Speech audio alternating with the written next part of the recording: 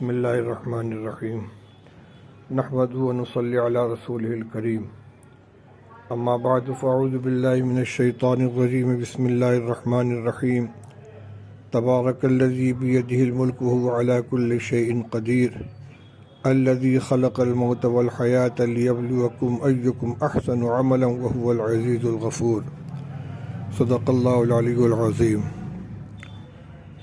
محترم بھائیوں، دوستوں، بزرگوں،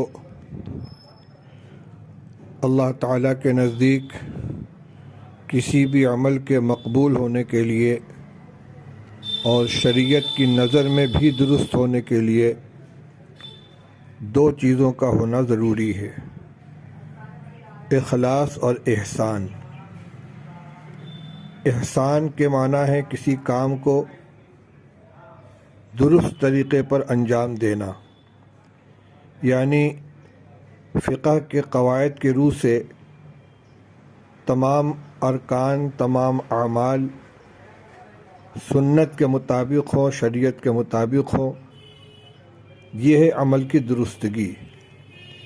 ظاہری اعتبار سے کسی عمل کے عند الشرع معتبر ہونے کے لیے اتنا ضروری ہے کہ کسی فرض یا واجب کو نہ چھوڑا جائے، اور اس کے کامل ہونے کے لیے بھی ضروری ہے کہ اس عمل کی جو سنت ہے اس کو بھی انجام دیا جائے، مستحبات کی بھی رعایت کی جائے۔ مثلاً وضو ہے، نفس وضو کے لیے 4 فرائض کی ادائیگی کافی ہے، لیکن کامل وضو کے لیے ضروری ہے کہ تمام سنتیں بھی ادا کی جائیں، کلی کی جائے، ناک میں پانی ڈالا جائے، کان کا مسح کیا جائے۔ اسی طرح اس عمل کے یہ تو نماز کے لیے مفتاح بن گیا، وضو مشروع ادا ہو گیا، لیکن اس پر ثواب بھی مرتب ہو، اس کے لیے نیت کا ہونا بھی ضروری ہے۔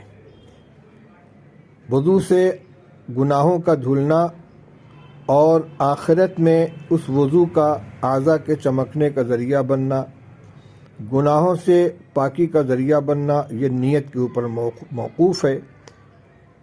اس کو تعبیر کرتے ہیں اخلاص سے، یعنی عمل کا اللہ کے لیے ہونا۔ تو آخرت کی قبولیت کا مدار 2 چیزوں پر ہوا: اخلاص اور احسان۔ نیت درست ہو اور طریقہ بھی درست ہو، اور دنیا کے اعتبار سے کسی عمل کے معتبر ہونے کے لیے کم سے کم اس کے طریقے کا درست ہونا ضروری ہے۔ تو ایک ہے اخلاص اور ایک ہے احسان۔ عبادات تمام کی تمام حسن نیت کے اوپر موقوف ہیں۔ ہو سکتا ہے کہ نیت اگر درست نہ ہو تو فقہا کے نزدیک عمل معتبر ہو جائے، لیکن اللہ تعالیٰ کے یہاں اس کی کوئی قدر و قیمت نہیں ہوگی۔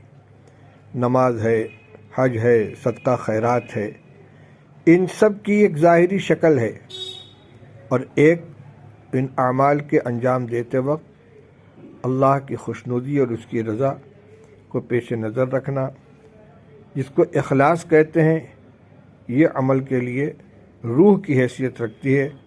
رسول اللہ صلی اللہ علیہ وسلم نے ارشاد فرمایا: انما الاعمال بالنیات وانما لامرئ ما نویٰ، کہ تمام اعمال کا مدار نیتوں کے اوپر ہے، اور آدمی کو وہی ملے گا جس کی وہ نیت کرے گا۔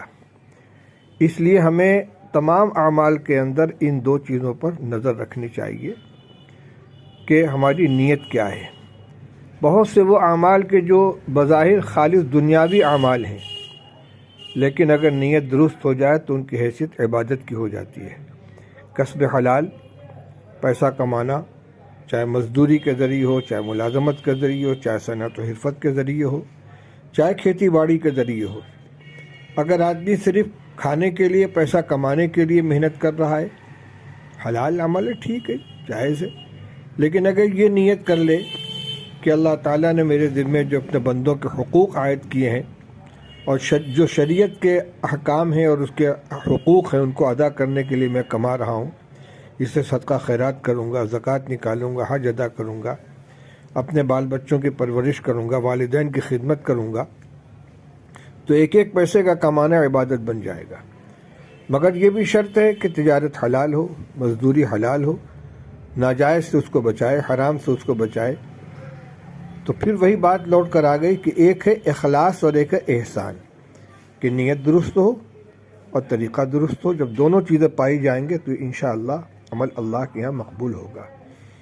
شیطان نیت پہ حملہ کرتا ہے، اس لیے کہ اگر نیت خراب ہو گئی تو ساری محنت بیکار ہو جاتی ہے۔ اور اخلاص اور نیت کا تعلق بندے سے اور اس کے اللہ سے ہے۔ کسی کو کسی کے نیت پر حملہ کرنے کا حق نہیں پہنچتا کہ کوئی دوسرے کو ریاکار قرار دے۔ اس لیے بھائی ہمیں ہمیشہ اپنی نیتوں کا محاسبہ کرتے رہنا چاہیے اور ہر عمل اللہ کی رضا و خوشنودی کے لیے کرنا چاہیے۔ اللہ تعالیٰ میں توفیق نصیب فرمائے۔ اباؤٹ دین کو سبسکرائب کریں۔